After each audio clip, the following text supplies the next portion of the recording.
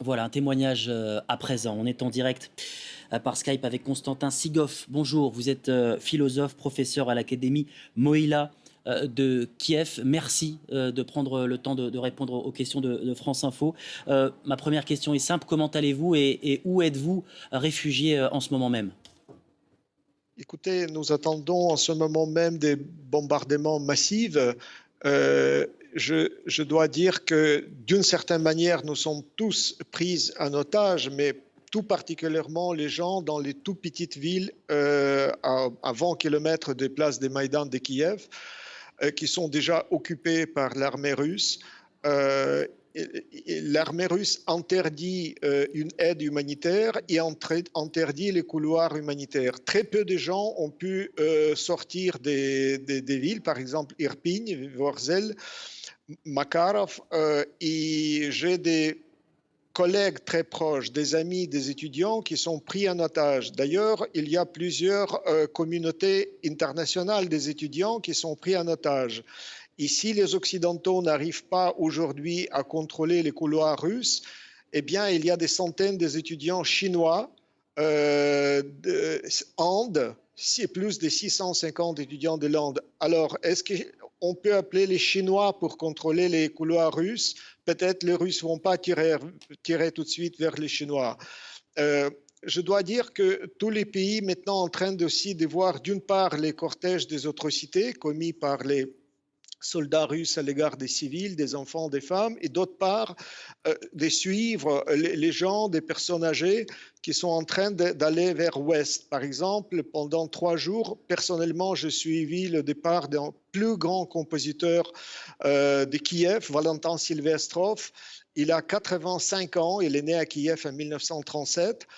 Il était sous l'occupation nazie à Kiev et il a passé 3 jours et nuits pratiquement dans la voiture avec sa fille et les petites filles. Et tout à l'heure, il y a peu de temps, il a traversé à pied la frontière entre l'Ukraine et la Pologne. Il y a des milliers de gens qui vont à pied, qui font la queue pendant toute une journée debout avec les enfants. Alors, on assiste vraiment au crime contre l'humanité et donc il faut absolument faire le nécessaire pour stopper cette boucherie, pour arrêter la Hmm. machine de guerre de Poutine. Alors, on a franchi la barre des 2 millions ukrainiens de réfugiés. 1 200 000 sont déjà arrivés en Pologne. Vous avez fait le choix de rester dans votre pays. Pourquoi? Pourquoi ne pas prendre la route comme ces réfugiés? Pourquoi ne pas essayer de prendre la route sur un corridor humanitaire notamment? Après une semaine au sous-sol, ma femme et ma fille ont pris aussi la route en voiture.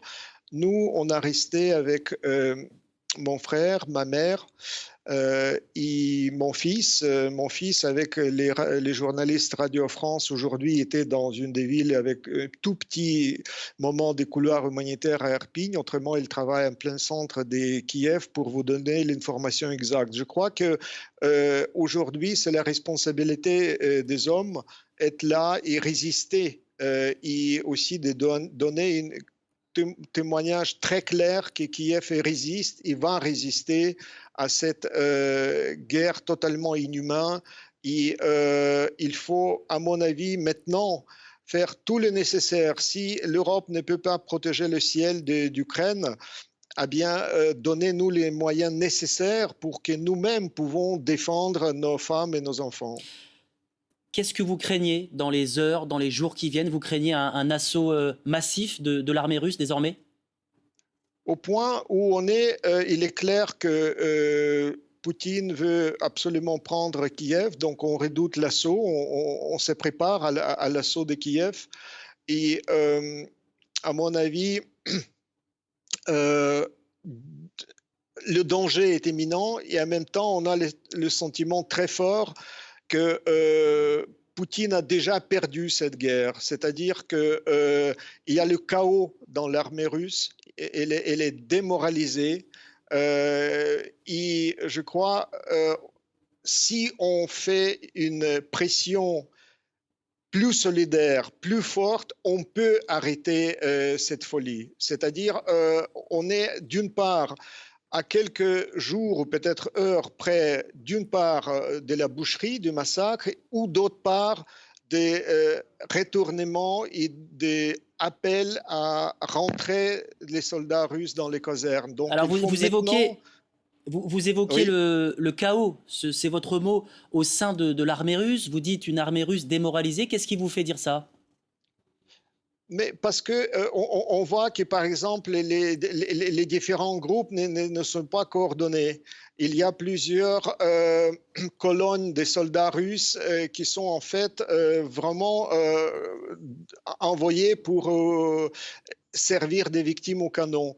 Donc, et aussi, les soldats russes sont déjà conscients au 13e jour de la guerre qu'on ne permet pas à la Croix-Rouge même de récupérer les corps. Donc, les corps sont partout et l'État russe ne fait rien pour rendre le dernier Hommage.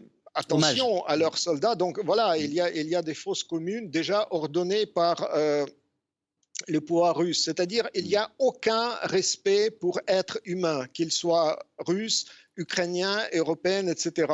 Donc c'est vraiment les crimes contre l'humanité, quoi que ce soit, indépendamment de l'ethnie, indépendamment des cultures, indépendamment des langues et religions.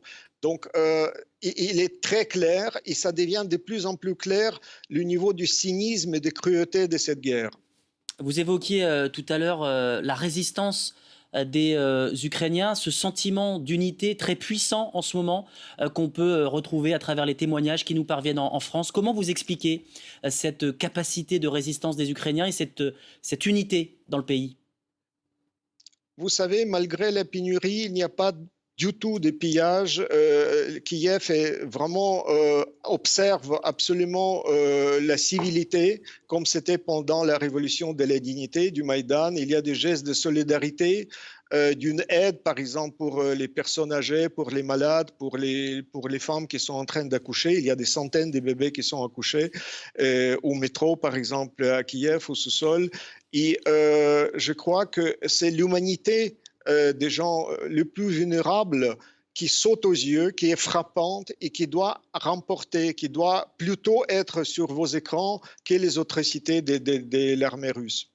Alors, vous restez avec nous. On va à présent entendre votre président, le président Zelensky, qui s'est exprimé dans une vidéo une nouvelle fois. Dans cette vidéo, il accuse les Occidentaux de ne pas respecter leurs promesses, notamment sur la livraison d'avions de combat. On regarde ce sujet préparé par Emmanuel Lagarde.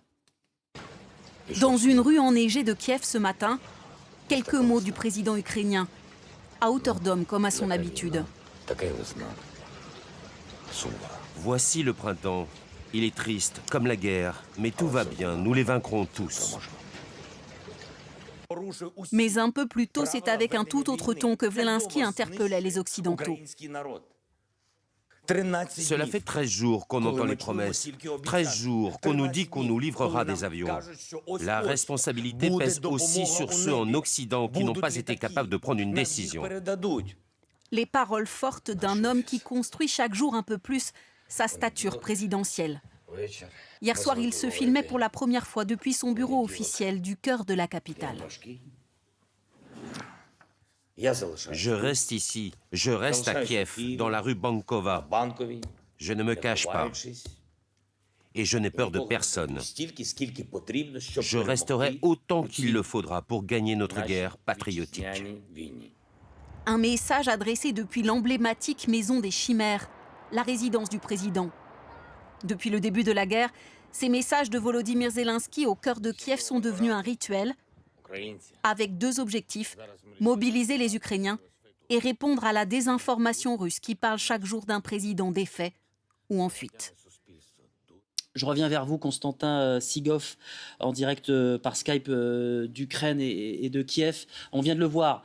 Le président Zelensky accuse les Occidentaux de ne pas tenir leurs promesses, notamment sur la livraison d'avions de combat. Vous êtes d'accord avec lui? Vous êtes déçu par les Européens? Est-ce que, selon vous, pour dire les choses clairement, les Européens doivent entrer en guerre militairement pour vous aider? Je crois que nous sommes déjà dans la même galère, nous sommes déjà dans les mêmes bateaux. Si on regarde les choses en face, Cette guerre est menée par Poutine contre l'Europe. S'il prend l'Ukraine, c'est les pays baltes qui sont exposés, peut-être aussi la Pologne.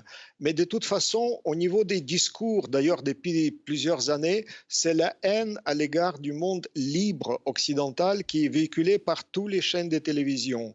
Peut-être c'est difficile pour vous rendre compte, mais la guerre est déjà menée contre vous. Peut-être c'est désagréable de considérer ça, de prendre conscience, mais de facto, par exemple, la livraison des autres armes par Poutine est déjà considérée comme votre participation dans la guerre. Donc, tout prétexte peut être pris à tout moment pour aller plus loin et pour attaquer. Donc, il ne faut pas faire d'illusion que si on ne livre pas les avions, on n'est pas concerné. Pas du tout. C'est le contraire. C'est-à-dire qu'on n'est pas fort et qu'il faut frapper le plus faible. C'est la politique du Kremlin. Beaucoup d'observateurs en France et en Europe sont étonnés par la stature que prend le président Zelensky. Quel regard vous portez sur la manière dont il gère cette guerre ? Écoutez, juste une précision, il n'est pas dans les maisons tout à l'heure montrées, le palais présidentiel est en face. Je crois que c'est bien qu'il se promène dans les rues de Kiev, qu'il parle aux gens à même niveau, c'est-à-dire il n'est pas dans le bunker, il n'est pas entouré par ses serfs. Je crois que c'est la guerre aussi des images, le contraste. Et ce qui est aussi très important, je regrette, mais j'ai vu qu'à la télévision russe, on montait les montages où Poutine, d'une part, il a parlé avec le président Macron avec une distance infinie de table jamais vue. Et d'autre part, tout à coup, nous voyons le montage pur et dur, vraiment des fakes, où il est entouré par les filles qui l'écoutent avec l'adoration. Mais c'est totalement faux. Il a peur des gens. En revanche, je crois une communication libre adressée aux concitoyens, au monde entier, aux gens par un homme, encore une fois, comme nous tous, qui essaie de faire passer le message d'humanité et d'appel à l'humanité, à la solidarité. Je crois que c'est important. Je n'ai jamais été partisan. J'ai voté pas pour le président actuel, pour une autre partie. Mais aujourd'hui, c'est pas la question des débats des partis, des politiques. C'est vraiment, il s'agit d'une défense à la fois nationale et européenne, des valeurs communes pour vous et pour nous, pour votre liberté et la nôtre. Alors, Vladimir Poutine estime que l'Ukraine, c'est la Russie. Qu'est-ce que vous lui répondez ? Écoutez, ça ne veut rien dire parce qu'il déteste son propre pays, son propre peuple. Il a tué les journalistes libres, il a tué des milliers de civils. Tout ça, c'est vraiment la rhétorique d'un tyran qui sert des mots pour s'enrichir, pour prendre plus de pouvoir, pour faire du chantage et exercer la peur à l'égard des autres. C'est fratricide. Même le patriarcat de Moscou présente en Ukraine l'appel vous savez, des deux frères, l'un qui a tué l'autre dans la Bible, Caïn et Abel. Donc, c'est vraiment une guerre des Caïn. C'est comme ça qu'il faut prendre tous ces discours totalement faux et hypocrites. Je crois, heureusement, le président Macron et les Français ont compris ça. J'espère. Mais j'étais très étonné qu'à certains plateaux, il y a des gens qui font ressortir encore un paquet des stéréotypes de Poutine. Ils font chanter les mêmes chansons sans être interrogés.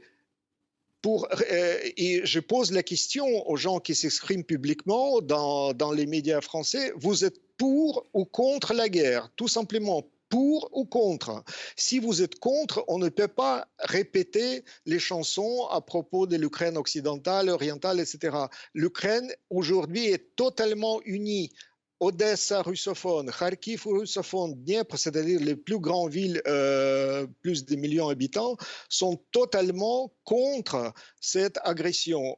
Aujourd'hui, plusieurs églises du patriarcat de Moscou étaient bombardées, mises en feu. c'est-à-dire tous les faux discours à propos de la défense des valeurs chrétiennes traditionnelles, c'est de la mensonge pur et dur. Il faut vraiment nous libérer de cette machine de la propagande et tout simplement comprendre devant nous un criminel. Et chaque collaboration fait des collabos, justement, par rapport à ce régime criminel. Merci beaucoup, Constantin Sigov, d'avoir pris le temps de répondre à nos questions dans ces circonstances dramatiques en ce moment à Kiev. J'accueille Sophia Antoine, bonjour. Merci d'être avec nous.